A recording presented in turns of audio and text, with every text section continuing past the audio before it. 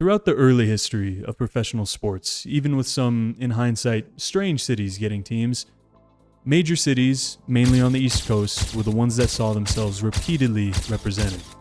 With so little teams, championships came often to the big cities. And the same can, for the most part, be said today for major cities with all 4 big pro sports leagues. Mostly. That's called foreshadowing.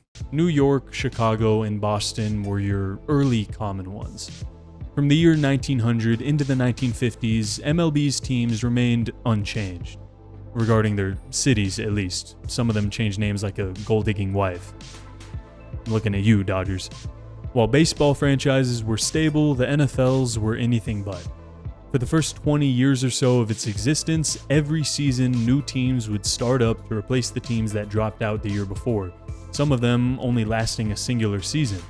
One actually only survived for a singular game, the Tonawanda Cardex, who lost their only game to the Rochester Jeffersons 45-0. Come the 1950s, they became slightly more stabilized with many names you might recognize. By this time, the teams were starting to spread out west, and by this time was when the NBA started to emerge, again occupying many major cities. Naturally, as cities grew out west, teams started to pop up. Historic franchises like the Dodgers and Lakers moved to Los Angeles. Teams in all Big Four leagues started to pop up in San Francisco, Dallas, Vancouver, and San Diego. Quickly, cities like LA, Dallas, and San Fran were home to teams in all 4 sports.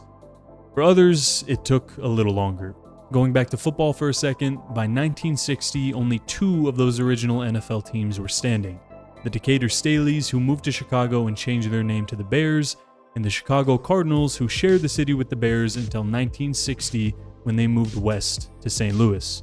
In 1968, the NBA continued their westward expansion, landing Phoenix their first professional franchise, the Phoenix Suns.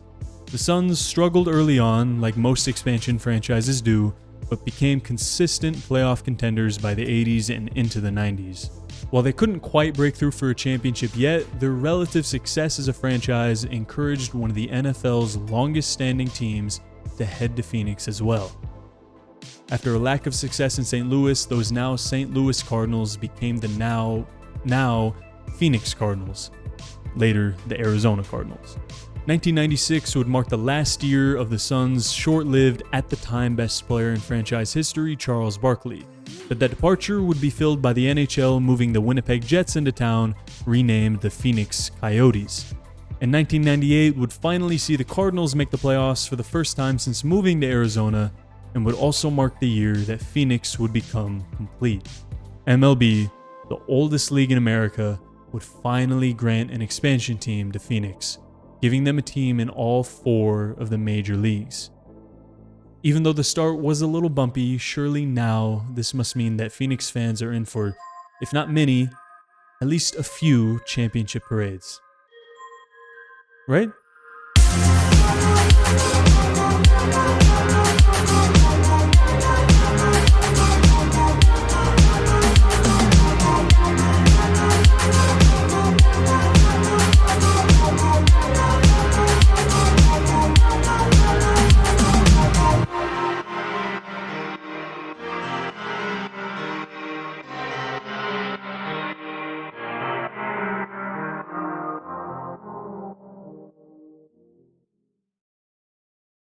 Thirteen cities currently have at least one MLB, NFL, NBA, and NHL team. The first to achieve this would of course be New York all the way back in 1946, the first official year of the NBA and the introduction of the New York Knicks to join the 5 other teams the city already had, the Yankees, Dodgers, and Giants in baseball, again the Giants in football, and the Rangers in hockey. The next was Detroit, with the Pistons moving into town after leaving Fort Wayne, Indiana in 1957. And just 3 years later, Boston joined the club with the founding of the New England Patriots. Although they were actually in it already from 1946 to 1949 before their football team, the Yanks, moved to New York. But this is already a deep dive, we don't need to go that deep. Many cities over the years joined and left the club. Cleveland, Kansas City, Atlanta, and St. Louis all at one point had a stake in all 4 leagues before eventually losing one. St. Louis had the shortest stint in the club, getting their Blues in October of 1967 and losing their NBA team, the Hawks, to Atlanta just 8 months later in May 1968. Some cities lost, then regained the status, like San Francisco, Minneapolis, and even Los Angeles, who only rejoined the club in 2016. In total, these 13 cities make up some of the largest media markets and populations in the US. New York, Los Angeles, Chicago, Philly, San Francisco, Boston, Dallas, Miami, Detroit, Denver, Minneapolis, Washington, D.C., and of course, our focus today, Phoenix.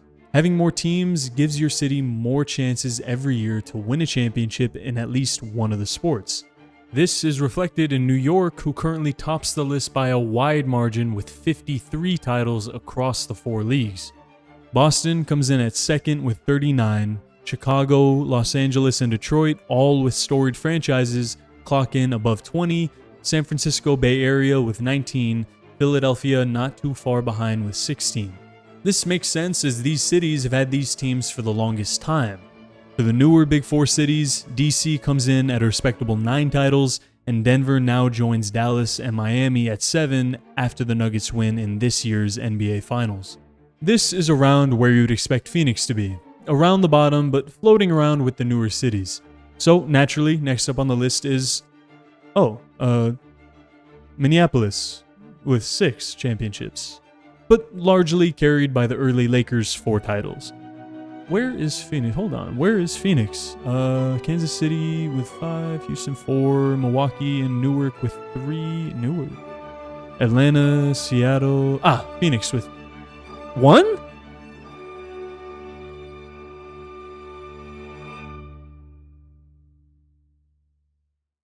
Back in 1968, the NBA was looking to continue their expansion plan, after adding the Chicago Bulls in 66 and adding the Seattle Supersonics and San Diego Rockets in 67. Milwaukee and Phoenix would be awarded the league's 13th and 14th franchises, the Bucks and the Suns, both being the first professional sports teams in either city.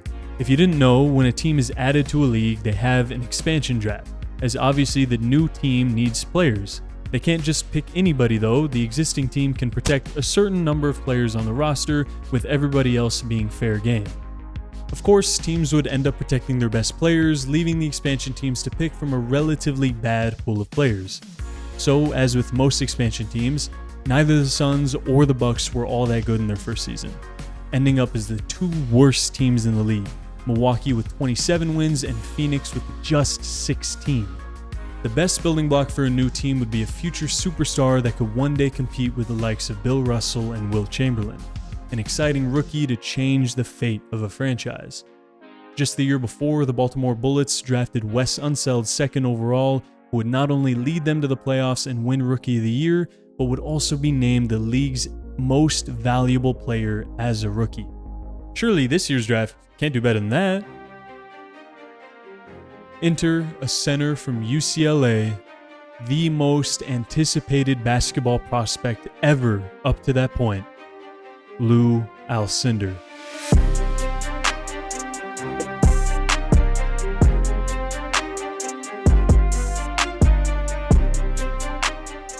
Alcindor would have been drafted straight out of high school 4 years earlier if it was allowed, but at the time the NBA required players to be 4 years post-graduating high school.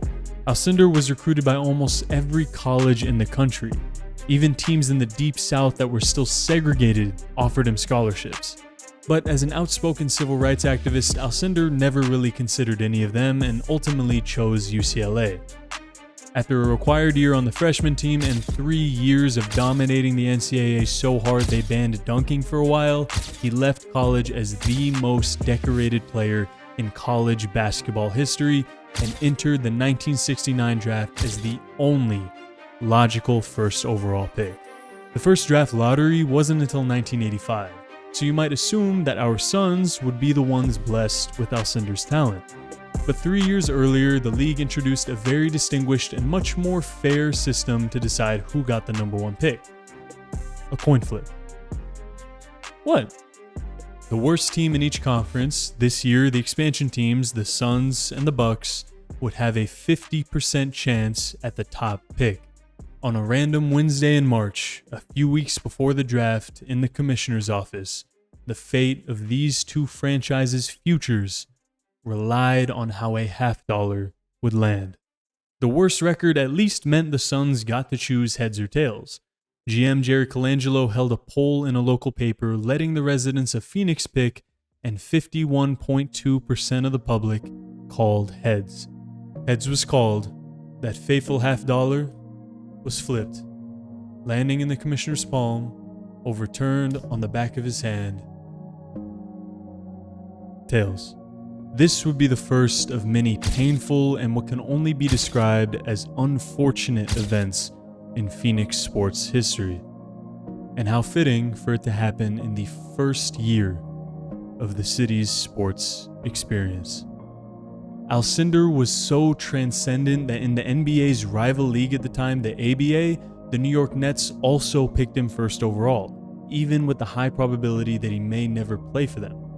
Ultimately, he turned them and a $1 million offer from the Harlem Globetrotters down and chose to play in the NBA for the Milwaukee Bucks. Although the name called on draft night was Lou Alcindor, you may know him better by his Muslim name he chose to go by a few years later, Kareem Abdul-Jabbar. As for the Suns, dejected and defeated, their consolation prize was a center out of Florida, Neil Walk. Walk wasn't bad as a rookie, but was nowhere close to what Kareem produced, leading the league in scoring as a rookie and taking the Bucks to the second best record, only behind the Knicks. Both teams would actually make the playoffs that season, one's record and hopes a little higher than the other. The Suns not led by a rookie, but rather two players from that expansion draft, Dick Van Arsdale and Gail Goodrich, and a player they managed to grab from the ABA, Connie Hawkins, who all averaged above 20 points per game. They would put up a fight, taking Jerry West and Wilt Chamberlain's Lakers to 7 games, but the 39-43 Suns would see their first playoff series in franchise history result in a loss. The Bucks would have slightly more success with a first-round victory over the 76ers before losing to the eventual champion Knicks. The Suns were determined to improve and made 3 ambitious trades in the offseason, 2 of which paid off. They traded second-year player Gary Gregor to the Hawks for Paul Silas, a big man Jim Fox to Chicago for Clem Haskins, both of whom would put up double-digit points, and traded Gail Goodrich back to the Lakers for center Mel Counts, where Goodrich would go on to become a Hall of Famer. Oops. Even after losing Goodrich to the Lakers, the Suns improved the next season to have their first winning season in franchise history, and not by a slim margin either.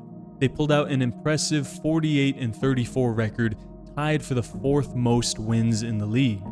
The NBA expanded again this year to 17 teams with the introduction of the Portland Trail Blazers, Cleveland Cavaliers, and Buffalo Braves.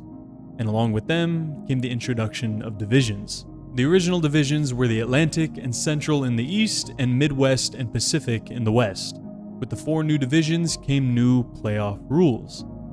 The winners of each division getting the first 2 seeds in the playoffs, and the second place finisher in each division awarded the 3rd and 4th spot. The better of the division winners getting the 1 seed, and the better of the second place finishers getting the 3rd seed.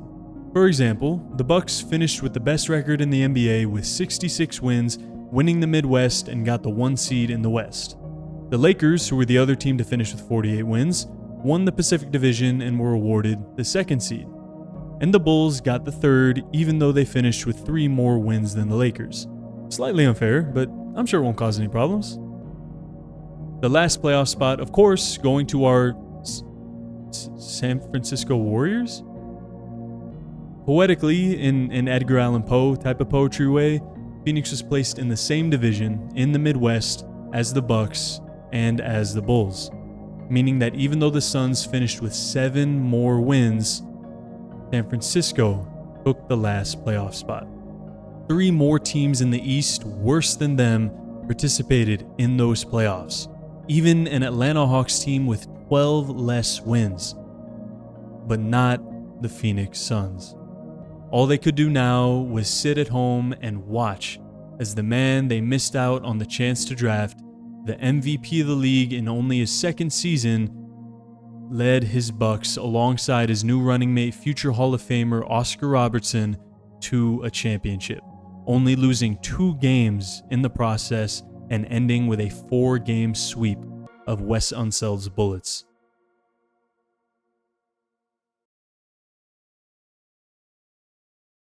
The Suns were now in a tough position. It's hard to break apart a team that just won 48 games, but is doing nothing and just leaving the team the same going to be enough to beat out the Bucks or the Bulls next season? Ultimately, Phoenix decided to commit to this core of guys that got them the most wins so far in their franchise's history. All younger than 30 that could all put up double digits. They trusted they could win them games. And while they started the season a little rough at 7-11, that's exactly what they did. Hawkins and Silas both put up all-star awarded numbers, Silas more getting in due to his lockdown defense. Van Arsdale wasn't too far behind, while Haskins and Walk both managed 15.7 points per game themselves. A formidable lineup that after a 9-game win streak sat at 41-26 by mid-February. And come mid-March, they'd only made themselves scarier, adding a former ABA player to the squad with just 6 games left in the season. This wasn't just any ABA player though. It was the league's scoring leader that year, Charlie Scott. Scott immediately added more firepower to a lineup that wasn't lacking it, and the Suns finished better than last season at 49-33. But it happened again. After winning 16 more games than they lost, still, there they stood, looking up in the standings at the Bucks and the Bulls. Of course, meaning outside the playoffs. Didn't matter that the Central Division champs, the Bullets, finished with a losing record at 38 wins. The Hawks right behind them with 36. They were both in again, but the Suns were not. To this day, the team with the most wins to not have made the playoffs. All they could do was try again. Is it insanity to keep trying after the result of the last 2 seasons? Maybe, but what can you do? You can't give up as a franchise. The league keeps moving, so do you. You have to, even if the pain feels inevitable. In the only such occurrence I've ever heard of, the Suns were forced to compensate the Celtics for Charlie Scott after the season, since the Celtics had drafted him 2 years earlier even though he never ended up playing for them. So there goes your second-team all-defense forward Paul Silas off to Boston. The league seemed to take pity on the Suns though, moving them out of the Midwest Division where they seemed cursed to finish third for the rest of eternity and into the Pacific. Really, it was because the Rockets had moved from San Diego to Houston and the Cincinnati Royals had become the Kansas City Omaha Kings, but it works all the same. But perceived failure leads to rash decisions. Cotton Fitzsimmons, the coach of those near 50-win teams, was let go by the front office and replaced with Butch Van Bredekolff for all of 7 games, going 3-4, before getting fired by Jerry Colangelo, who would coach the team himself for the rest of the season. Throughout the season, Charlie Scott certainly proved himself worth the trade, making the All-Star game and leading the team in points while 4 others scored double digits. But while Colangelo did his best, he was not the same caliber of coach that future Hall of Fame coach Cotton Fitzsimmons was. The team finished 38-44 this year with no one to blame but themselves. Paul Silas would help the Celtics to a league-best 68 wins, and with the Hawks, Coach Fitzsimmons would make his first playoff appearance. With only 46 wins, he made it. The team he now coached was worse than the 2 before it. But the basketball gods seemed to smile on him, now that he was out of Phoenix. The next season, they would be without the franchise's early star, Connie Hawkins. After injuries seemed to be slowing him down, he was traded to LA only 8 games into the season. Still, it was more of the same. An all-star appearance for Scott, more than enough double-digit scoring from the rest, an even worse record than the year before, and watching the one that got away play in the NBA Finals. Some relief via shared misery could have been dealt with the Pistons ending up in the same position the Suns were in 2 years earlier, a great team stuck in the same division behind the Bucks and the Bulls, who were just slightly better. Even with 52 wins, Detroit finished 3rd in the Midwest. But the league decided this year going forward, only the division winners would get promised a playoff spot, the other two going to the best remaining teams in the conference. So the Pistons were in, and the misfortune of what happened to the Suns would never happen to anyone again. In the 1974-75 season, even with the addition of 2 more playoff spots thanks to the new expansion New Orleans Jazz, the Suns remained the same. Charlie Scott was an all-star, but still they were a barely above 30-win team. And again, no playoffs. Something had to change, everyone knew that. The change just wasn't expected to be the team's best player. During the offseason, the Suns shipped off Charlie Scott, the lone recent bright spot of his team, off to Boston for Paul Westphal and 2 draft picks. What was widely considered at the time a fleece by the Celtics. Westphal had only averaged 9.8 points per game the year before. The Suns looked to be giving up and gearing up for a rebuild. But that's not how it went. Westphal, with the extra opportunity, exploded to leading the team with 20.5 points per game. But he wouldn't even end up being the team's best player. That would end up being rookie big man Alvin Adams. The Suns' new duo led the team to a hot 14-9 start before an injury-riddled 4-18 slide saw them sitting dead last in the division, where they were expected to finish. They didn't give up though, climbing back up in the standings and got themselves back to a winning record during a pivotal 7-game win streak, before a 3-game slide would put them back in danger of losing the playoff spot they had just earned to the Lakers, who were hot on their trail. Well, wouldn't you look at who's next on the schedule? The Lakers had been a powerhouse throughout the 60s and early 70s, even if they would only end up with 1 championship. These great Laker teams were thanks in large part to Jerry West, Elgin Baylor, and in the later years when they finally broke through for a championship, Wilt Chamberlain. But those guys had all been retired for a few seasons now. This was not the same Laker team. And sure, they saw a familiar face, Gail Goodrich, looking for revenge, but without the stars of the past, the Lakers weren't all that haunting. Oh, hi again, Kareem. Just when you thought they escaped him, that legend in the making, that coin flip lost them, was back in their division again. Kareem had a game-high 28 with 17 rebounds and 8 assists, dominating rookie Alvin Adams. But an unexpected 23 from rookie Ricky Sobers and 18 off the bench from Keith Erickson would see fate smile on the Suns for the first time in a long time, clinching their first playoff spot in 6 years. Now they look to win their first playoff series in franchise history, matched up against the Seattle Supersonics. Westphal's first playoff game in a Suns jersey saw him put up more points than his season average, but was horribly inefficient getting there. And Seattle's all-star Fred Brown's 34 points was just too much for Phoenix, falling in a close one, 102-99 in Game 1. And Brown was even more electric in the next game with 45 points, his teammate Tom Burleson with 33 alongside him. But double digits from 6 different Suns would be enough to steal one heading back to the desert.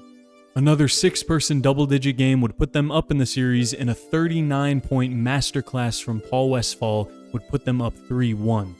Back in Seattle, the Sonics would get it to 3-2, but in Game 6, 7 different Suns would put up double digits to win the first playoff series in Phoenix sports history. For that, they were rewarded with a matchup against the reigning champs and the best team in the league that year, the Golden State Warriors, led by a big three of Rick Barry, Phil Smith, and Jamal Wilkes. They were the heavy favorites, and they showed it in Game 1, dominating in a blowout win, especially Rick Barry. It was more the same from Barry in Game 2 with 44 points, but Smith fouled out early, and without the all-defensive team guard out there to guard him, Westphal's 31 led the Suns to a 7-point victory. But the Warriors would steal a road game right back in Game 3, even with Barry held to just 12 points. Game 4 would go to double OT, and with a classic Suns 6-man double digits, they would tie up the series again. They would lose Game 5 back in Oakland, and with their backs against the wall, facing elimination, this self-proclaimed Sunderella team would win Game 6 by 1 point, led by 24 points off the bench from Keith Erickson, who had been amazing all playoffs, and forced a do-or-die Game 7. Back in Oakland in that Game 7, rookie Alvin Adams dominated down low, collecting 20 rebounds, not allowing the heavy favorite Warriors to get out in transition. 21 from both Westfall and midseason acquisition Gar Hurd would end the Warriors' expected dynasty before it could even start, and would lead the Suns to their first NBA Finals. Their opponents? The 11-time champion Boston Celtics, led by former MVP Dave Cowens, All-Stars JoJo White and John Havlicek, and two very familiar faces.